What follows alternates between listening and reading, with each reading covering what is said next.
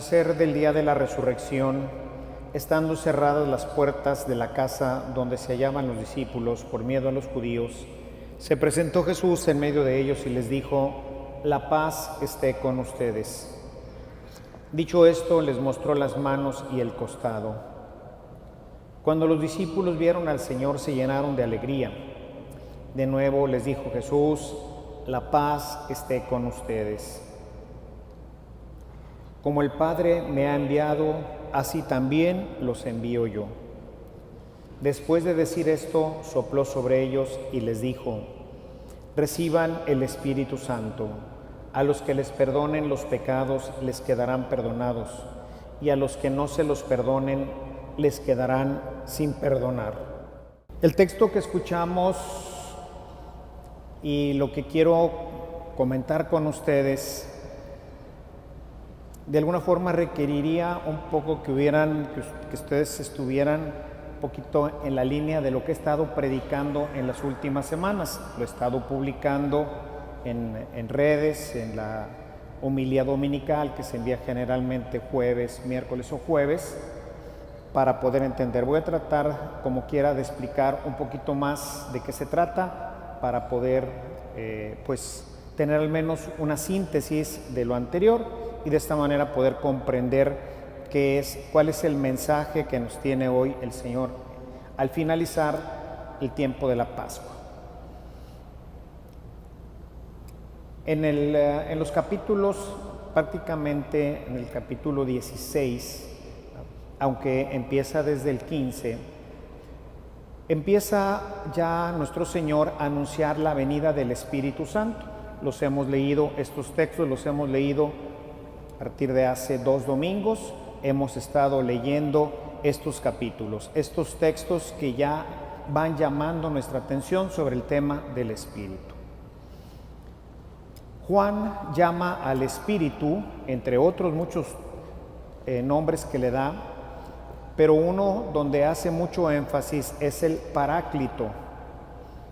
Y esto es importante sobre todo por cómo concluye prácticamente la primera parte del Evangelio. Recuerden que en San Juan hay dos finales. El capítulo 20 presenta un final y el capítulo 21 presenta otro final. Realmente el capítulo 21 se le llama epílogo. Realmente, al parecer, originalmente terminaba en el capítulo 20 y luego con el tiempo los discípulos de Juan agregaron el capítulo 21.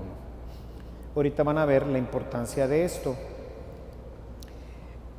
Juan llama Paráclito y muchas Biblias lo traducen, algunas como consolador y otros lo traducen como abogado.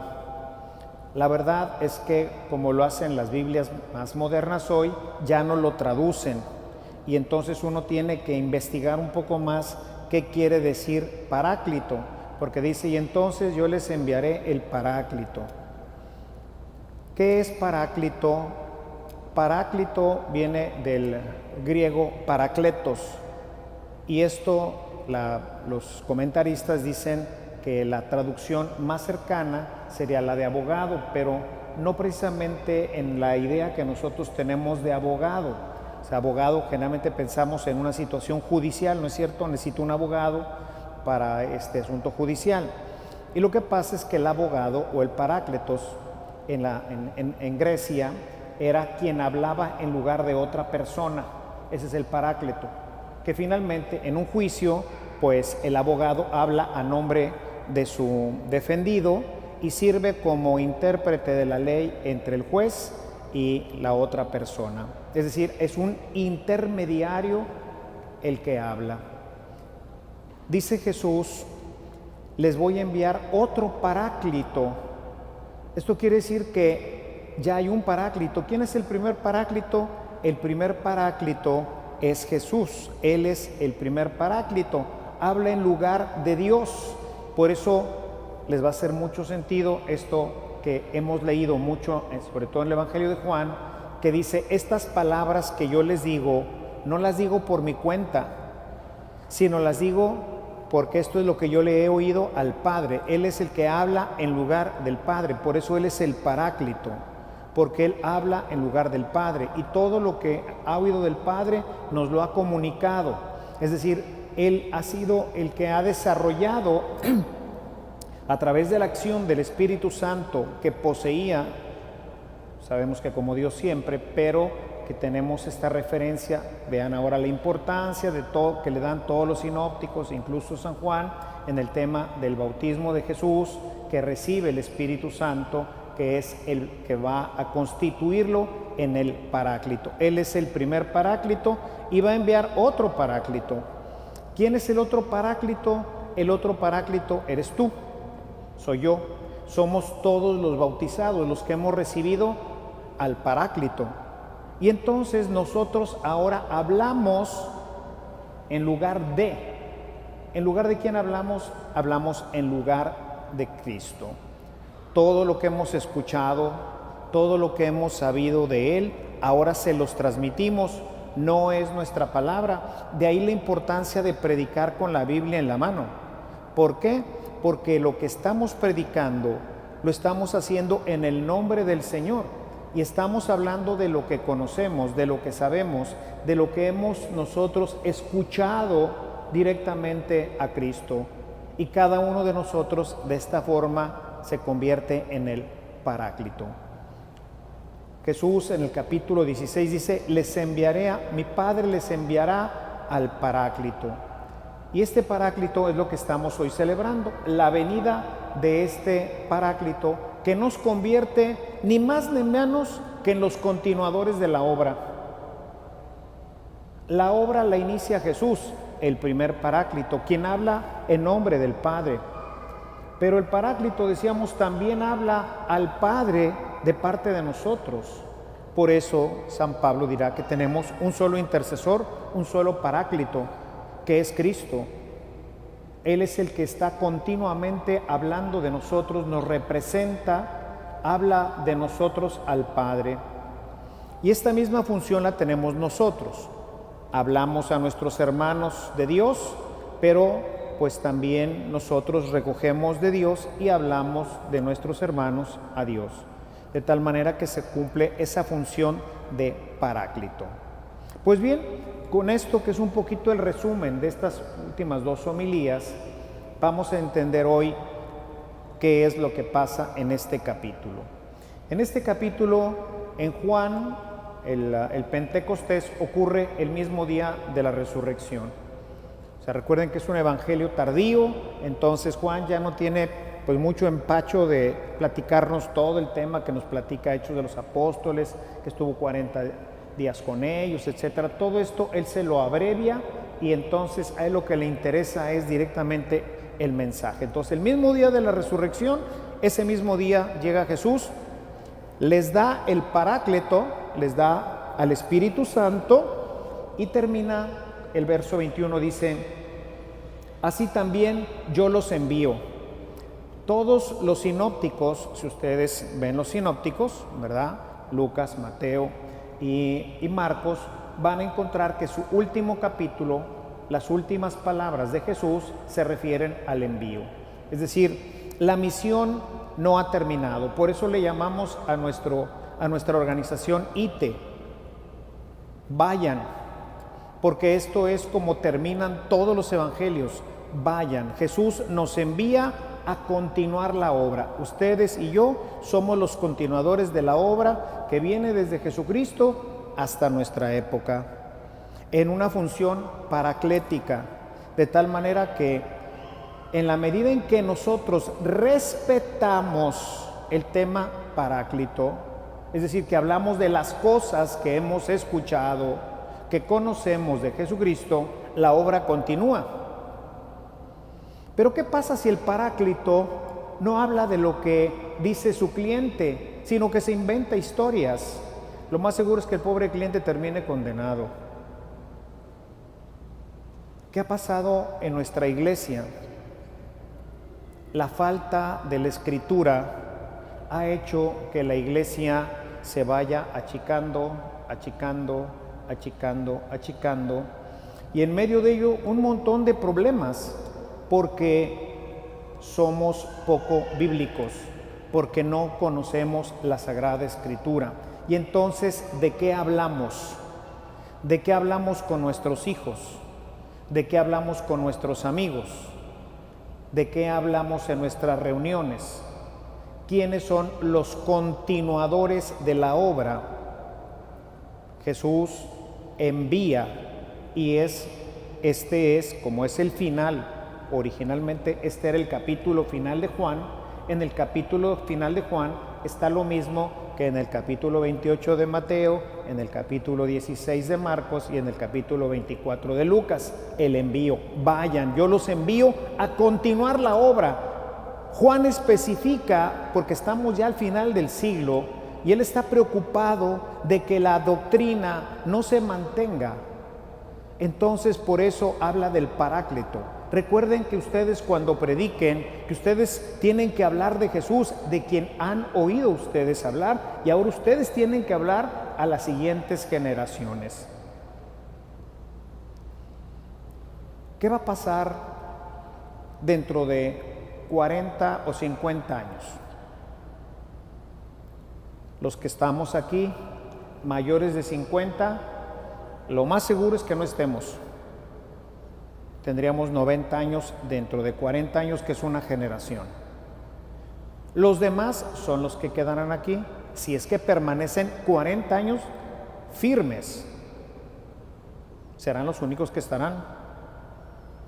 Y los que estos hayan traído. Los demás ya nos habremos ido. En 100 años, 2 generaciones, ninguno de los que estamos aquí estará en este templo. Ninguno. Todos habremos muerto. ¿Quién estará aquí? ¿Quién llenará este templo? Con 4 grandes organizaciones no logramos llenarlo hoy. Dentro de 100 años, ¿cuántos quedarán aquí? Por eso, en el texto que hoy escuchamos, nos habla de la paz, porque el continuar la obra va a ser un momento difícil. El tema tiene que ver con la adversidad. Hoy realmente es muy difícil evangelizar. Creo que siempre ha sido, pero ahora más. Es muy difícil ser cristiano en nuestro mundo, en nuestro medio. Más para la siguiente generación, que es la que tiene que estar sentada dentro de 40 años ahí en esa banca. ¿Por qué? Porque en sus universidades los bulean bien gacho. Porque creen en la castidad. ¿Qué te pasa? Estás mal. Eso no existe, eso, olvídalo. Entran en tremendas presiones porque el novio o la novia ahora también presionan sobre este tema. ¿Y qué hacen los chavos? Si se mantienen, pueden perder su círculo de amigos. Y si se hacen como ellos, se debilita su cristianismo. Como dicen, entre la espada y la pared. Es difícil. También entre nosotros ya es difícil, porque la gran mayoría de nuestros hermanos, amigos, no son cristianos, son bautizados. El Papa Benedicto XVI, con todas sus letras, escribe un artículo bastante amplio sobre el nuevo paganismo, los nuevos paganos. Y cuando yo lo empecé a leer, me quedé sorprendido de que llama los nuevos paganos a los cristianos católicos bautizados en general. Pero él, pues como todavía no era, ese artículo lo escribe siendo cardenal, prefecto de la doctrina. Y él escribe: un bautizado es un pagano. No tiene conocimiento de Cristo, no vive como cristiano, no ora como cristiano, dice, no es realmente un cristiano. Y ese es el mundo en el que se mueve nuestra comunidad. La gente con la que trabajamos, la gente con la que estudiamos, la gente con la que nosotros tenemos relación, son estos paganos. Compartir de Cristo, hablar de Cristo en nuestras reuniones, es exponernos a que nos bulleen, es exponernos a que ya no nos inviten, es exponernos a que nos corran incluso del trabajo por no hacer prácticas deshonestas, por no caer en la corrupción, por no aceptar lo que es contrario a nuestra fe. Se pone en riesgo, quizás todavía ahorita no nuestra vida, pero se puede poner en riesgo nuestra estabilidad económica, se puede poner en riesgo nuestras relaciones familiares, se pueden poner en riesgo nuestras relaciones afectivas, etcétera. Jesús dice: tengan paz, y nos da el Espíritu para que mantengamos la paz.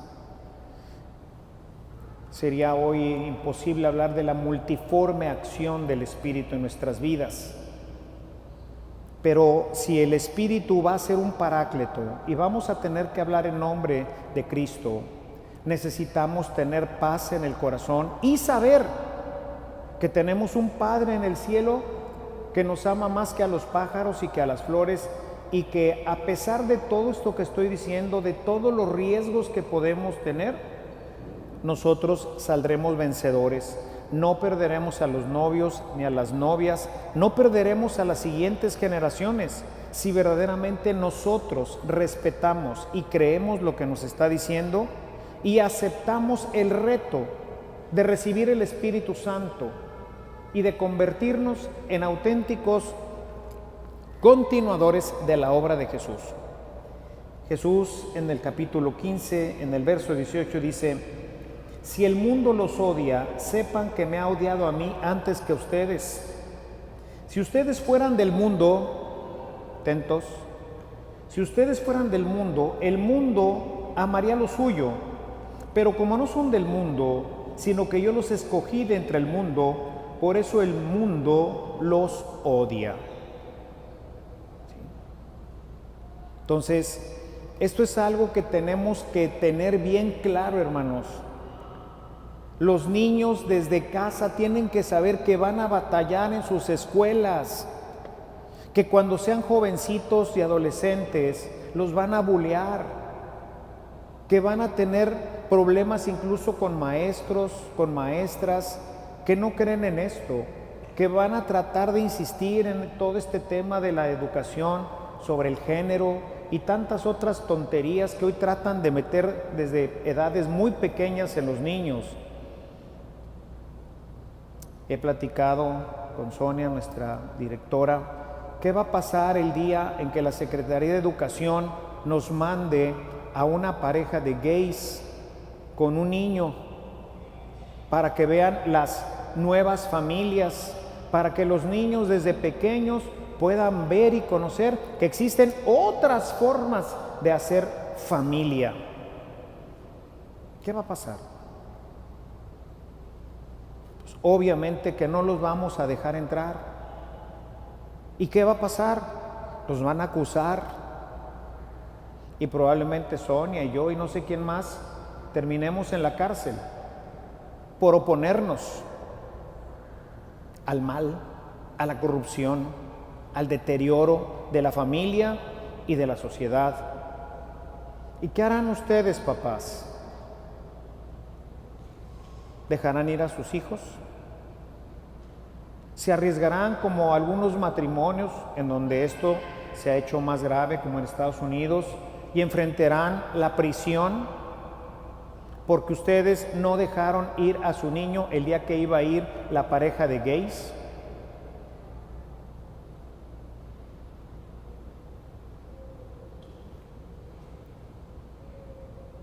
El mundo los odia. Me odiaron a mí, los odian ustedes. Yo los escogí.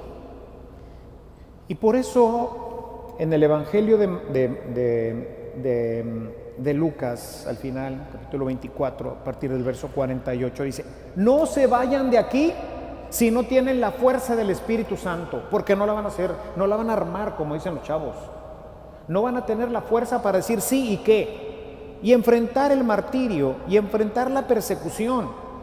Y la primera comunidad, los primeros 4 siglos, fueron de mucha persecución. Hoy todavía en Oriente, en China, se les persigue por ser cristianos. En algunos países hasta los matan.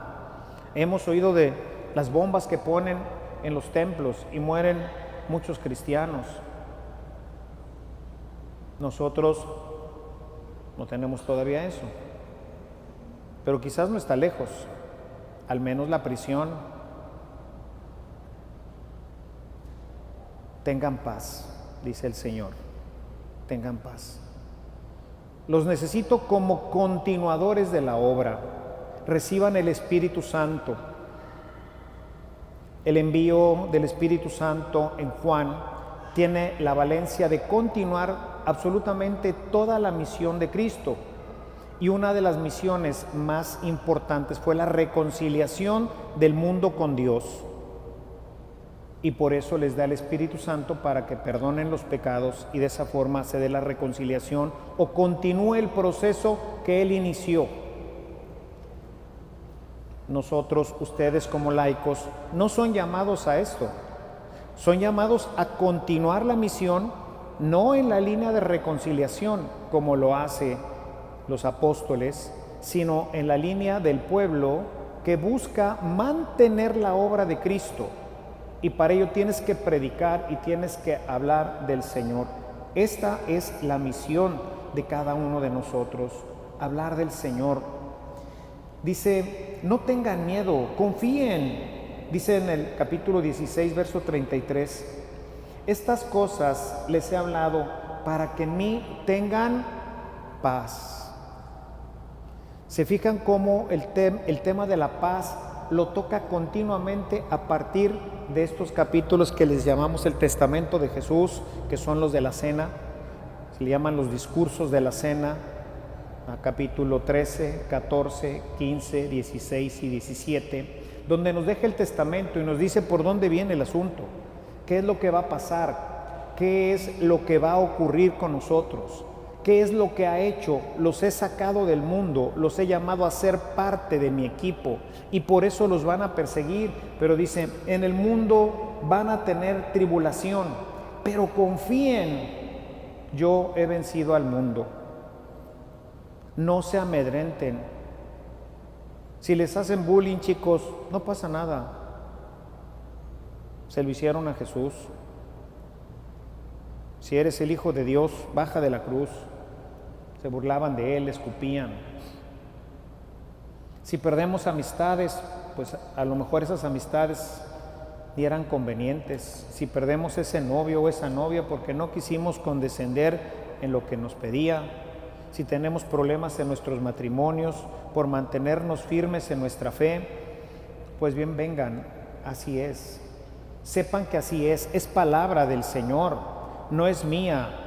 Esto que les estoy diciendo, me apropio ahorita de las palabras de Jesús, no se las digo por mi cuenta, es lo que yo le he oído a mi Maestro, a Jesús, y esto es lo que yo les digo. Son palabras duras, son palabras difíciles, pero finalmente esto es lo que Jesús nos ha dicho, a ustedes y a mí. Y esto es precisamente lo que garantiza que dentro de 50 años haya gente en este templo. Eso es lo que asegura que dentro de 50 años haya matrimonios cristianos dentro de vivir en Cristo, que haya hombres cristianos dentro de Kefas, mujeres cristianas dentro de Macarias, jóvenes cristianos dentro de Castidad, que tengamos religiosas, que tengamos gente en las escuelas de Biblia, de oración y de las demás escuelas que estamos formando. Esto es lo que lo garantiza, no hay nada más. Si tú no predicas, si tú no te sientes con el valor de representar a Jesús, así como el abogado representa al acusado, si tú no eres un paráclito, entonces ¿quién? Yo no puedo ser ese paráclito en tu medio. No conozco a tu familia, a las familias de todos ustedes, ni a sus amigos, ni puedo ir a sus escuelas, ni puedo ir a sus trabajos. No puedo hacer eso. Esa es función de cada uno de nosotros. Si la iglesia se ha reducido y se ha empobrecido, esta es la causa. Vayan. La paz es el regalo del Espíritu. La paz es lo que necesitamos para poder transitar por el mundo y que seamos testigos de que en medio de la persecución, de que en medio de todas las vicisitudes que normalmente el ser humano tiene, el Espíritu produce la paz. Hay dos elementos fundamentales que nos van a distinguir. Ayer fui a una vigilia de Pentecostés y les decía, estábamos haciendo un canto, y les decía, hay que utilizar los cantos para orar, eso nos facilita la oración. Y entonces decía, ¿qué le pedirían a Dios? Y entonces fuimos desarrollando el canto con las oraciones de la gente. Y algo que continuamente pedía la gente es amor y unidad. Fíjense cómo hoy, al no tener vivo al Espíritu Santo, al no tener esta unción que se renueva continuamente, por eso les decía, descarguen la secuencia del Espíritu Santo para que todos los días le digan, ven Espíritu Santo, ven fuente de la vida, ven fuente de la paz, y desde ahí inventaremos todas las oraciones para pedir al Espíritu Santo según nuestras necesidades. Familias rotas, iglesia rota, sociedad rota, todo está desunido. Jesús es unidad. ¿Y quién crea esa unidad? Nosotros. ¿Cómo? A través del Espíritu. El Espíritu nos unifica, por eso la fiesta de Pentecostés es la unidad de la iglesia. Por eso celebramos cada Eucaristía, es una fiesta del Espíritu, es una fiesta de unidad. Son todos los hermanos que en torno a la mesa del Señor compartimos el pan. El Señor nos deja con su paz y con el amor los dones necesarios para que nosotros podamos ser testigos de Él. Nuevamente en el capítulo 13 de Juan, verso 34, un mandamiento nuevo les doy, que se amen los unos a los otros. Como yo los he amado, así también se amen los unos a los otros. El versículo 35, importantísimo. En esto conocerán todos que son mis discípulos, si tienen amor los unos por los otros. Pero esto ya sabemos, porque Juan también lo dice en su primera carta, que la fuente del amor no está en nosotros, Dios es la fuente del amor. Y por eso dice San Pablo, una de las citas que continuamente uso, de Romanos 5:5, Dios derramó su amor en nuestros corazones por el Espíritu Santo. De manera que sí podemos ser testigos, sí podemos testificar ante el mundo que nosotros somos electos, que nosotros hemos sido escogidos por el Señor, que nosotros somos los garantes de la continuidad de la obra de Cristo, continuidad en la obra de la redención, de la pacificación, en la obra de extender el reino de los cielos, que no es comida ni es bebida, sino que es paz y gozo en el Espíritu Santo, como dice Pablo a los romanos. Hermanos, me gustaría que compartieran conmigo este peso, esta responsabilidad, como lo hizo Jesús al compartir esta gran responsabilidad con sus apóstoles. Si los apóstoles no hubieran compartido esto, no habría iglesia. Ahí te ves, Señor. Pero no. El Espíritu los empoderó y los hizo fuertes, firmes. Les permitió dar testimonio del amor, de la unidad y de la paz. Y con este amor, en esa unidad y con esa paz, enfrentaron el tormento y se animaban unos a otros cuando iban a ser torturados. Lean las historias de los santos y de los mártires cómo en las primeras comunidades las mismas madres de familia animaban a los hijos a no claudicar. Hace poquito acabamos de celebrar a San Carlos Lwanga y sus compañeros mártires, los mártires de Uganda. Chiquillos, 12, 13 años, los más pequeños, animados por sus madres a morir y a no claudicar ante los deseos serviles y chafos corrientes del rey, ¿verdad?, que quería abusar de ellos. Prefirieron primero morir que traicionar al Señor.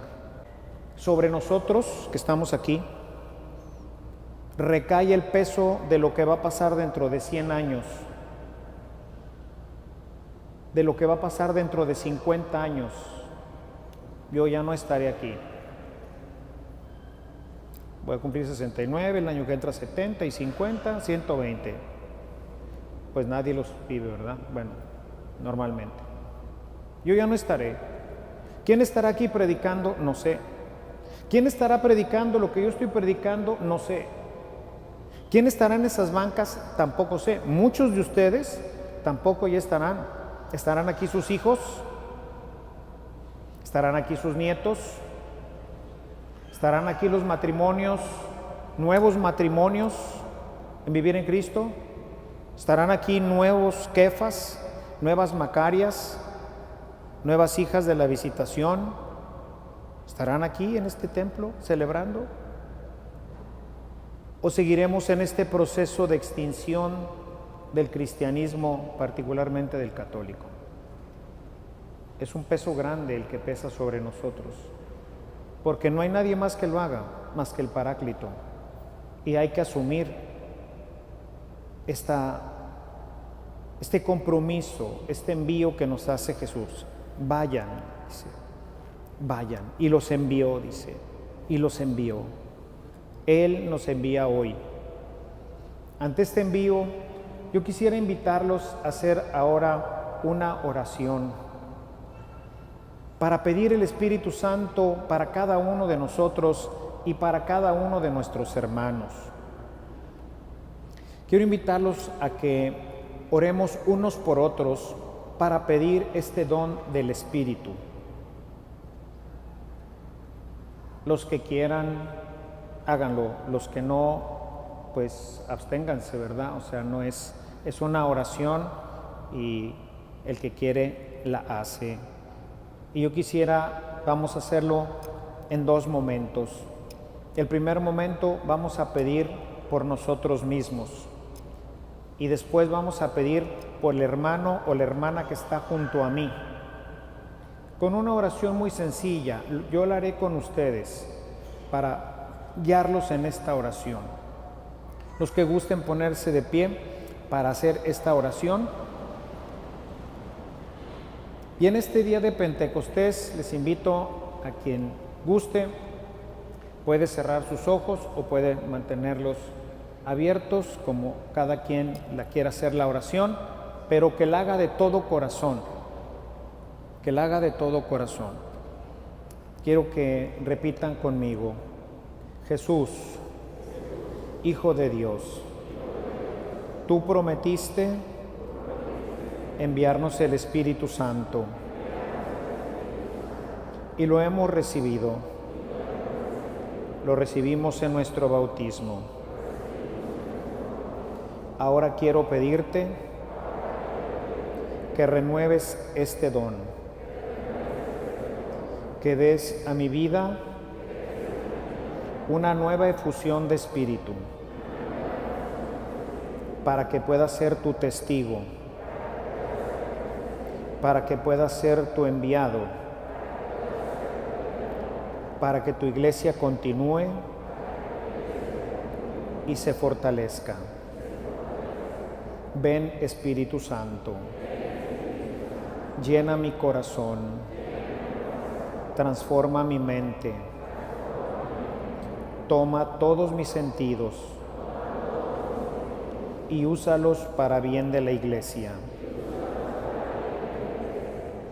Vamos ahora a voltear hacia uno de nuestros hermanos que esté junto a nosotros y si quieren imponerle las manos en la cabeza, en el hombro, donde ustedes quieran, vamos ahora a pedir el don para ellos. Entonces cada quien una pareja y luego lo haremos, o si son una familia de 3, en fin, ahí vean cómo la idea es orar unos por otros. Y vamos a decir: Jesús, en este papel de Paráclito, te hablo a nombre de mi hermano, lo que tengas ahí junto a ti, para que le des el Espíritu Santo. Envía sobre él tu fuerza, tu gracia y tu amor.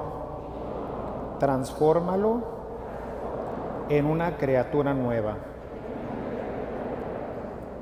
Usen el género, depende de con quién estén orando. Hermano, recibe la fuerza del Espíritu y testifica con poder a Cristo. Así sea.